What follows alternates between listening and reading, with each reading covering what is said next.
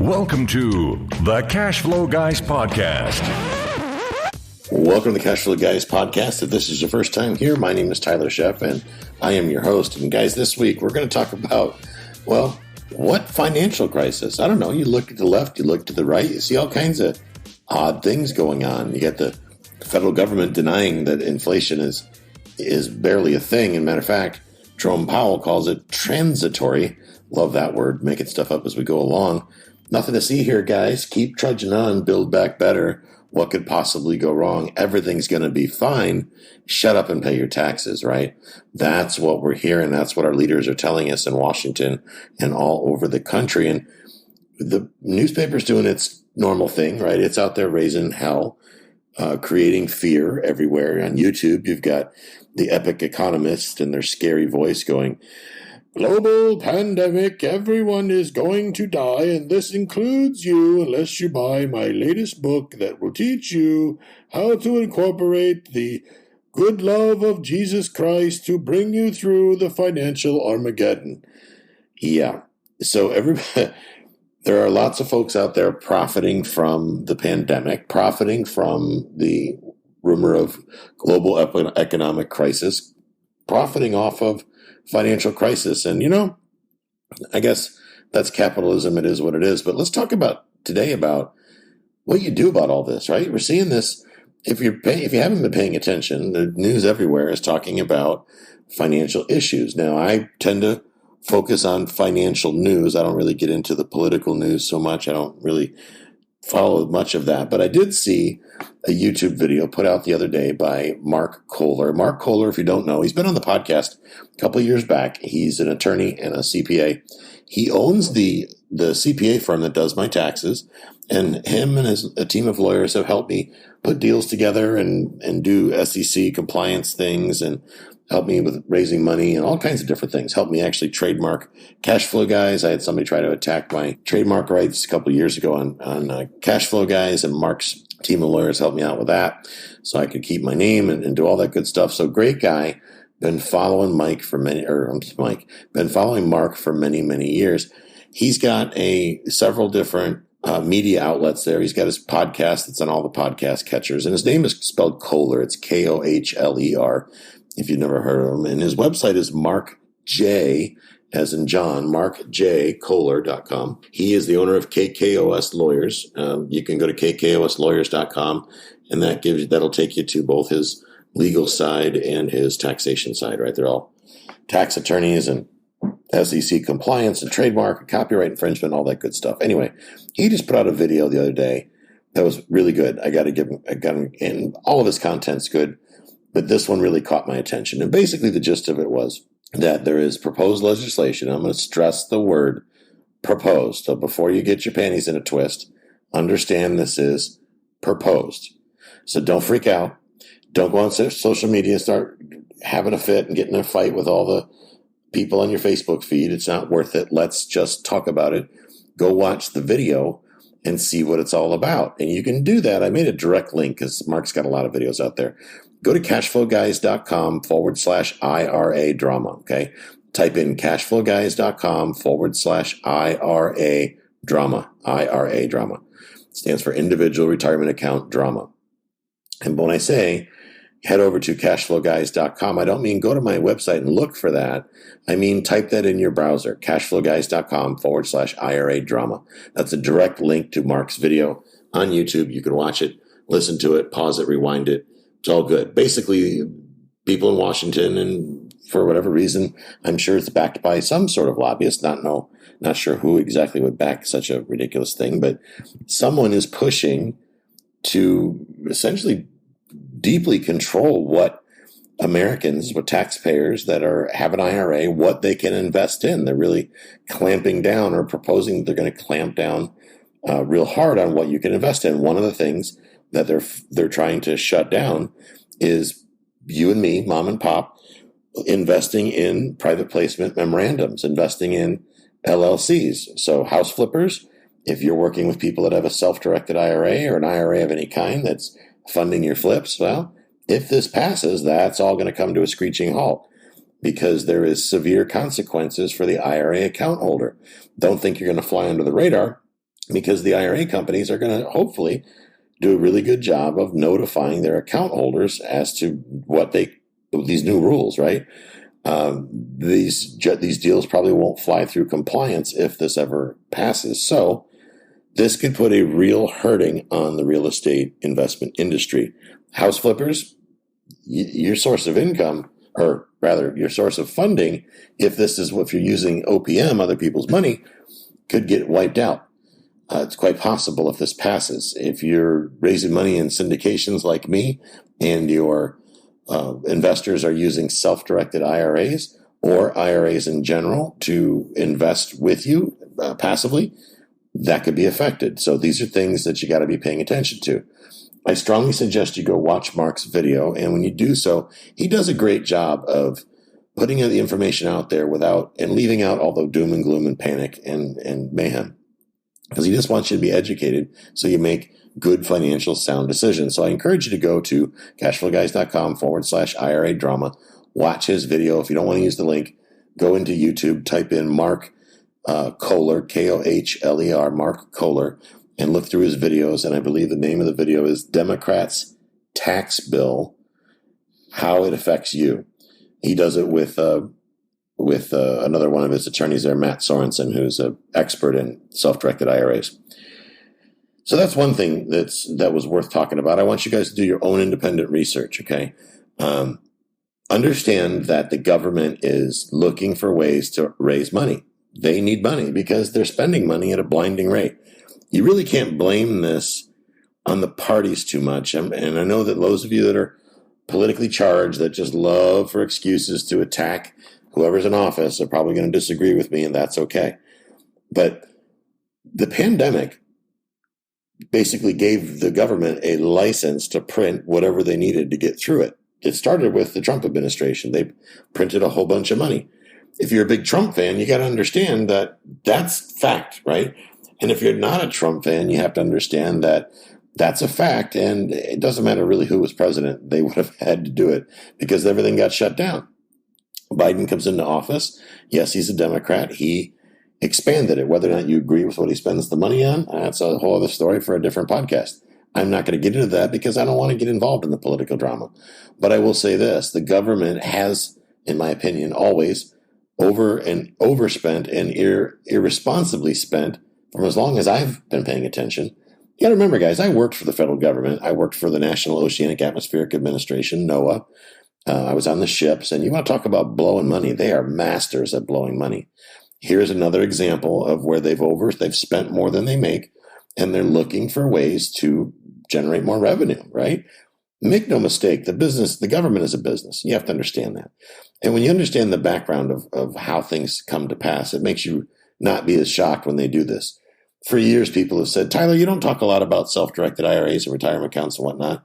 I'm like, well, I'm not a certified financial planner or any of that stuff, but I'll say this. I don't necessarily want the government all up in my business. What investments I do, I keep pretty much to myself. You guys don't hear me break down my entire portfolio. You don't know where my assets are, what they are, what they're worth.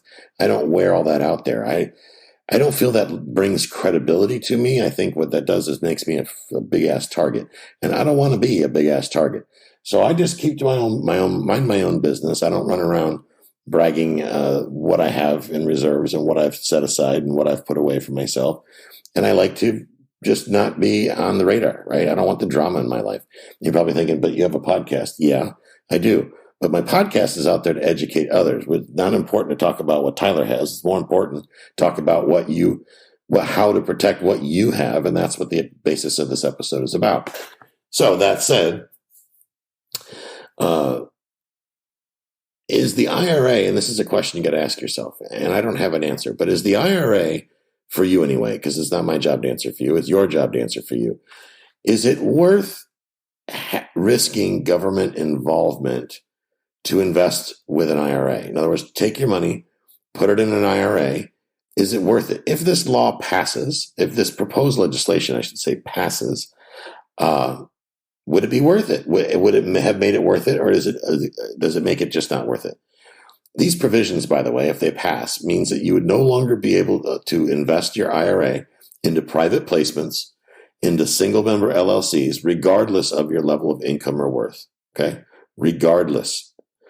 And to make matters worse, these provisions require anyone currently holding these assets, which are illiquid, okay, that means the money's already placed, to distribute or otherwise remove them from the IRA account. So what does that mean? House flippers, dude's invested his money with you to go buy and flip houses, okay? He's used the self-directed IRA. You guys have an agreement between the two of you. He gets the notice if this passes from the government, says, hey, Jimmy, you need to go get your money back from Tommy, the house flipper, within the next, well, however long they say, right away, probably, knowing the government. You need to unwind this deal and put that money back into your IRA. Well, how's that going to work out? The house flipper is going to be like, dude, we have a deal. And the IRA guy is going to be like, well, sorry, but the government's going to nuke me. And the house flipper is going to be, and I see both sides. The house flipper, if I was the house flipper, I'd be like, well, I'm sorry that that's the case, but I didn't change the rules. So this is a good time, guys. If you've got your IRAs out there invested with other folks, start having a conversation on what that looks like, okay? Start having that talk, because it's quite possible, should this pass, that there's going to be a lot of unwinding that has to happen. And that's not going to be fun for anybody. So now would be a great time to start digging through your records, figuring out if you got a lot of deals out there who you've invested with, and start having some conversations. Maybe you can change the structure. What does that mean? Well, if your IRA is invested in a single member LLC and a multi-member LLC is acceptable, then maybe the house flipper changes his IRA to reflect, or changes how the property is titled rather, into a multi-member LLC. That may create tax implications for said house flipper. Who knows? So everybody's got to kind of do their own due diligence and see how this is going to affect them. I'm going to let this ride a little bit and pay attention and see what's going on. So far, it hasn't been received well, as you can imagine. Congress and Senate, House of Representatives and all that, everybody's writing their congressmen, writing their senators. So if you have an issue with this, then you need to get on the phone with your elected officials and let your voice be heard. I'm here to tell you, if you don't say anything, this is one of those things that could slip under the radar and get approved, get authorized. As Mark says in his video, one of the things that's deeply concerning is it opens a door. If it doesn't affect you yet, it might affect you in the future. So keep this in mind, okay? House flippers, people doing apartment deals, if you're using folks that have they're investing their IRA money. There's some new regulations coming in where apparently the government's going to be able to have access to all of your deposits over $600. I don't know how you feel about that. I'm not excited about that myself. But there's a lot of things going on right now that the reasonable person might consider to be a little bit overreach, that are really, although they're being sold and pitched as a way to make sure the rich pay their fair share of taxes, they're absolutely going to affect everybody else who's not rich. And apparently the government, according to Mark Kohler, thinks that if you make over $400,000 a year, you're rich. And if you make under $400,000 a year, you're not. So with that logic, if that were true, that these legislations were only to involve the super rich or the rich, the wealthy, yet you make less than $400 a year and it affects you, that would say that, oh my goodness, your politician might be telling you a tiny white lie. No, never. That happens. Who'd have thunk it? But reality, guys, it does happen. It happens every day, and we just have to be aware of it, okay? Does it make sense maybe to pay your taxes now? So in other words, you get W-2 income, instead of maybe taking advantage of some of these quote-unquote tax breaks. Remember when Ronald Reagan said back in the 80s, I'm with the government, the most terrifying thing an American could ever hear is I'm with the government and I'm here to help? Maybe this has something to do with that, right? Maybe for some of you, it might make sense to invest your net income after taxes. In other words, you get paid from your employer, Uncle Sam takes his piece, you invest what's left over. And you do it in such a way that you don't create a way for them to pay attention to you. Does that mean you should take cash, that worthless fiat currency the government issues us, that they continue to print and therefore make essentially worthless? The value of the dollar diminishes every minute the more they keep printing trillions and trillions of dollars. Should you take your US dollars and go convert them maybe to another currency?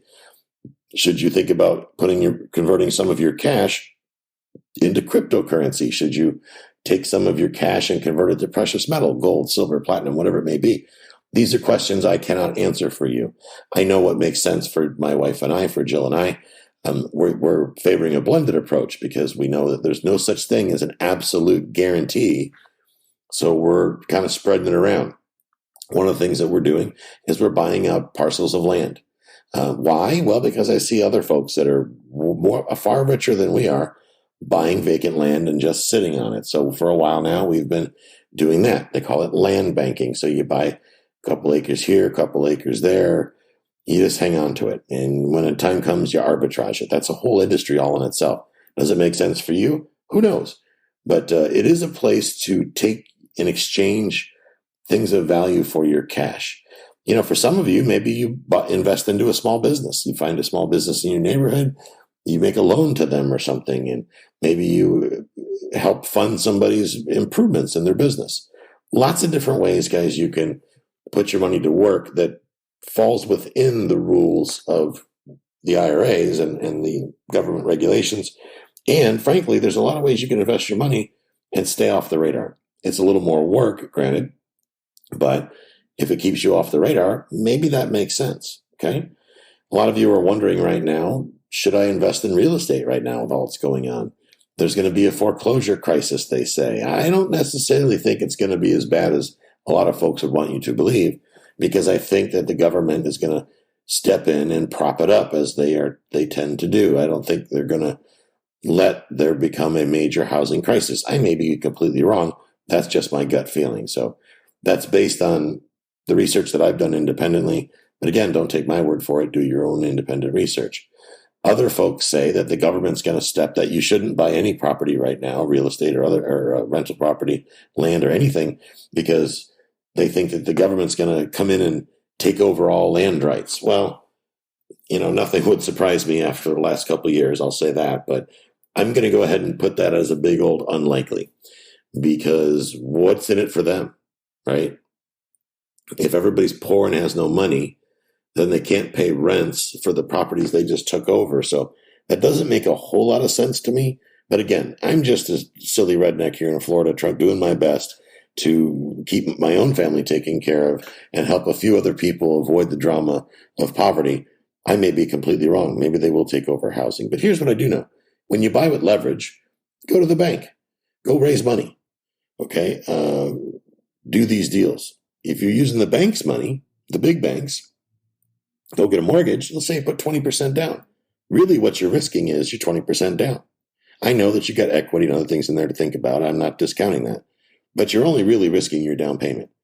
If you're raising money with other people's money, then that person has some rights as far as abilities to collect. I would venture to guess, and again, this is only a guess, that in the event they made some sort of legislation where they took over housing or whatever, that they would make good on they're not going to bankrupt the banks because the banks prop up the government.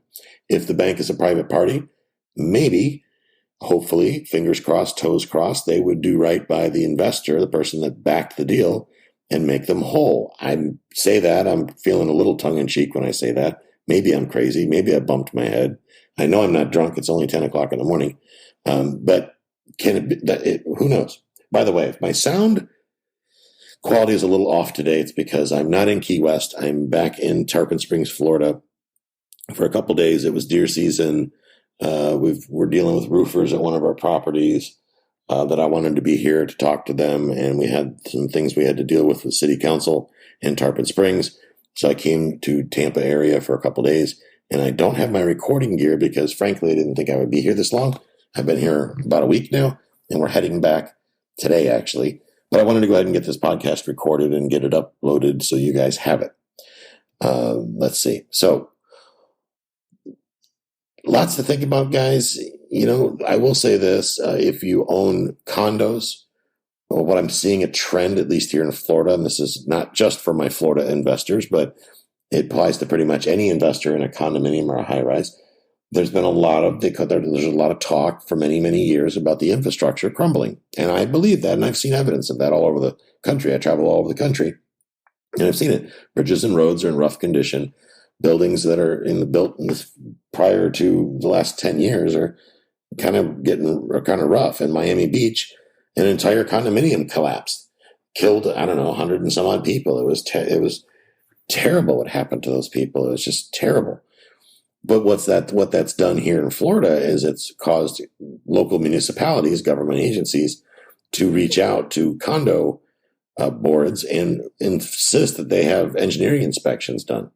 I can tell you that in Key West, one building in particular was found to have some pretty serious issues. And the head of the building department for the city decided to have a hearing to see if the building was going to be condemned. And basically, I think the gist of it is I listened to the meeting on Zoom, and it looks like his bark was a little bit louder than his bite. But at the end of the day, the condo board, and this is what really matters, the condo board is pretty much forced to do an assessment to the unit owners. Now, these units sell for around $300,000 to $350,000 per apartment. Okay, it's for a one-bedroom condo, $300,000 to $350,000. These owners are going to get whacked with over $100,000 assessment. That means if you owe $300,000 on your condo, you now owe $400,000 on your condo, provided you have the money, you have the ability to finance that. If you don't have the ability to finance that, then you could potentially face losing your condo over it. It's possible it could happen. If it's happening there, it can happen pretty much anywhere. I personally think, and will always think, that condos as rental properties are a terrible investment because you cannot control the cash flow. And if you cannot control the cash flow of an asset, don't buy it. Under any circumstances, don't buy it. In this case, can you imagine if you were receiving, I don't know, a couple $1,000s a month rent, and suddenly you got another bill, another mortgage payment of $100,000 based on $100,000 amortization or $100,000 loan amount tacked on to your expenses? You would be upside down. You would be losing money, bleeding money. And you can't sell it because the property value doesn't make up for it. You're upside down, instantly upside down.